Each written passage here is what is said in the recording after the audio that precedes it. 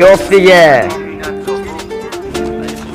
اختصاصی کانال ریمیکس بای راسه با خیال نشستیم لب پنجره، دستمو میگیره سردشه، میگه بپره که فستشه، میگه میخواد منو هنوز تو نقششه. چرا بگه دیگه چی برادر هستی رو عتیبای خالی، چرا تو خونه یکی توش قد کشیدیم دیگه حتی برای خودمون جانی. اینا رو بهش میگم میره تو فکر، میگه بعضی وقتا دست خودمو میسوزونم که فقط یه چیزی رو کنم حس. میدونی خودمونم بفروشیم ما آواز داریم بس. دیدی همچینم که میگفتن دنیا و قشنگ نبوده، ما زیاد چرخیدیم تقصیر فلک نبوده. منم بعضی وقتا میاد تو سرم که برم، اما اگه بپرم خانواده چی؟ رفیق شعرهای عاشقانه چی؟ قرقر الکل اگه فکر کردی خیلی گرگی بیا لای ما بشی. خودت هم میدونی رسوندن یه سری اوضاع واسه کار باشین.